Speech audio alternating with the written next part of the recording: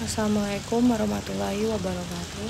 Perkenalkan, nama saya Tia Widianti, NPM 2219201115, Prodi Sarjana Kebidanan tingkat 1 kelas B. Di sini saya akan menjelaskan imunologi dan endokrinologi dalam proses reproduksi dan pertumbuhan dan perkembangan.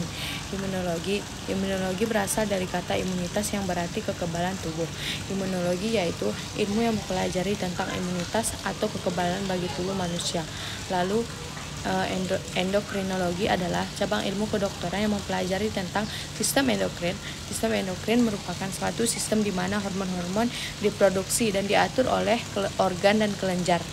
Lalu sistem imunologi dalam proses reproduksi dan pertumbuhan kembang manusia, yaitu sistem imun adalah semua mekanisme yang digunakan badan untuk mempertahankan keutuhan tubuh dan perlindungan terhadap bahaya yang ditimbulkan berbagai bahan dalam lingkungan hidup. Imunitas atau kekebalan adalah sistem mekanisme pada manusia yang melindungi tubuh terhadap pengaruh biologis luar dengan mengidentifikasi dan membunuh patogen serta sel tumor. Sistem imun dibagi menjadi dua, ada secara spesifik dan ada non-spesifik.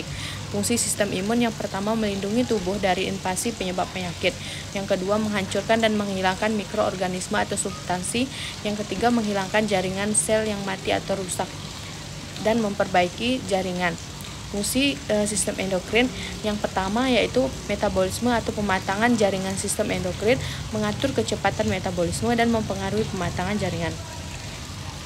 Lalu yang kedua regulasi ion sistem endokrin, membantu mengatur pH darah. Lalu yang ketiga menjaga keseimbangan cairan dan mengendalikan kontraksi larutan di dalam darah. Lalu yang keempat mengatur produksi sel imun. Yang kelima mengatur detak jantung dan tekanan darah. Yang keenam mengatur kadar gula yang ada di dalam darah. Yang ketujuh mengatur fungsi sistem reproduksi baik secara pria maupun wanita. Yang kedelapan mengatur kontraksi uterus dan reproduksi air susu dari kelenjar mamae pada wanita. Sedangkan secara spesifik hormon diantaranya berfungsi untuk mengatur komposisi kimiawi, volume cairan, intensia metabolisme, dan keseimbangan energi, kontraksi otot polos dan otot jantung, sekresi kelenjar dan beberapa aktivitas imun lainnya. Yang kedua, mengendalikan pertumbuhan dan perkembangan, dan yang ketiga mengatur kinerja sistem reproduksi.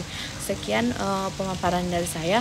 Apabila ada kesalahan saya mohon maaf. Saya akhiri. Assalamualaikum warahmatullahi wabarakatuh.